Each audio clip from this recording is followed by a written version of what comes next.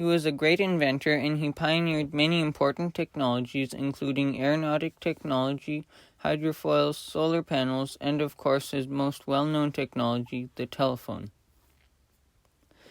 Alexander Graham Bell is best known for the invention of the telephone, even though he put more of his time, energy, and resources into aeronautic research. Mr. Watson, come here. I want to see you. When Alexander Graham Bell said this, his assistant, Thomas Watson, came to him from another room, proving that the telephone worked. He managed to build the first working prototype of the telephone just 3 days after he had filed his patent.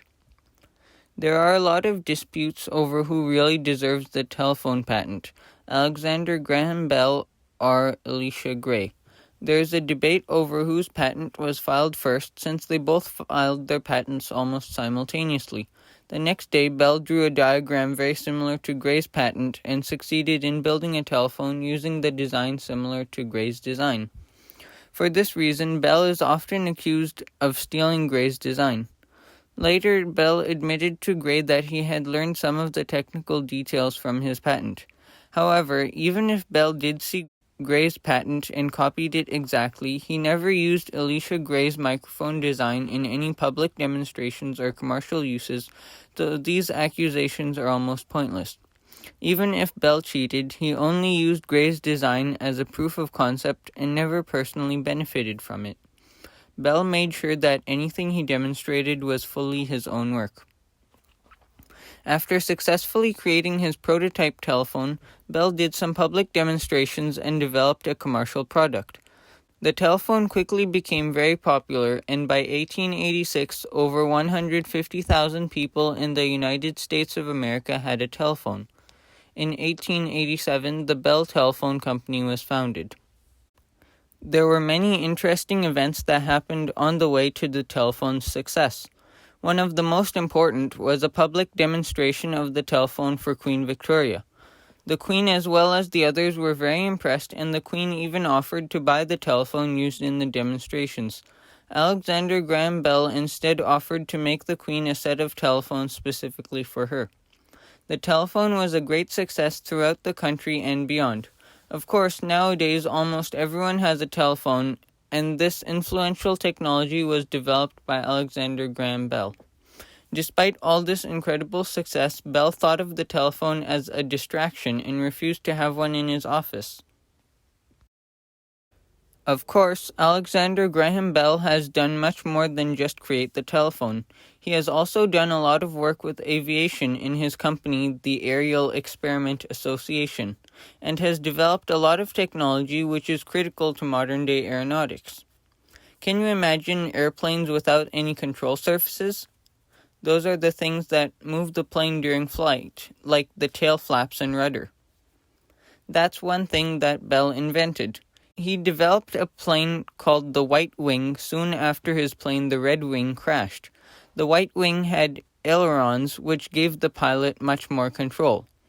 Almost every single plane now has control surfaces, so much so that people nowadays probably wouldn't even think of designing a plane without them. Planes being developed at the time used fabric and canvas wings in an attempt to keep them as lightweight as possible. Bell also came up with the idea of applying lacquer to the fabric in order to make the wings smoother, which ended up allowing his next plane, the Junebug, to fly much further, becoming the first plane to fly for over 1 kilometer. Eventually, Alexander Graham Bell put all of these innovations into a single aircraft known as the Silver Dart, which was shipped to his house in Canada and became the first heavier-than aircraft to fly in Canada. Eventually, the Aerial Experiment Association was dissolved, and from that, the Canadian Aerodrome Company was created. Alexander Graham Bell also did significant work in the development of the hydrofoil. He developed the first functional hydrofoil in the world, which was a very big deal since all water vehicles at the time were quite slow. A hydrofoil is basically an underwater airplane since it uses airplane-like wings underneath the water. On an airplane, the shape of the wings is called an airfoil, but when used in the water for the same purpose, it is called a hydrofoil. Similar to how an airplane works, the wings create lift as they travel forward through the water, pushing upwards. This lifts the rest of the boat out of the water, which eliminates the drag caused by the hull of the boat traveling through the water, allowing the watercraft to travel at extremely high speeds. Bell's very first attempt, the HD-1, achieved a top speed of 80 kilometers per hour. His work was paused temporarily by the advent of World War II, since resources were needed for the war effort. Eventually, he developed the HD-4, which reached speeds of 114 kilometers per hour, setting a marine world record which stayed untouched for 10 years. In 1919, when this was developed, the hydrofoil was a very big deal since even the fastest steamships could only travel at 48 kilometers per hour. Alexander Graham Bell built a lot of things. Even beyond these major achievements of his, he pioneered technologies such as solar panels, metal detectors, and magnetic tape. Bell created the first practical solar panel which produced a usable amount of electricity. He demonstrated it in public by driving a small toy Ferris wheel. Before this, solar panels produced such little electricity that they were not practical. He also created a metal detector, which was the first of its kind.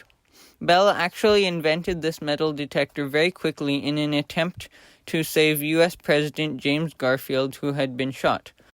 Unfortunately, it didn't work since the bullet was too deep for the metal detector to find. The metal detector is yet another technology that we often take for granted, but we owe its invention to Alexander Graham Bell. He also experimented with storing sound on magnetic tape years before its time. He eventually abandoned the project since it didn't seem to work. Nowadays, though, hard disk drives store information on a magnetic disk, and we partially owe the invention of this technology to Alexander Graham Bell. Also, unknown to many people, Bell built the first ever wireless telephone too.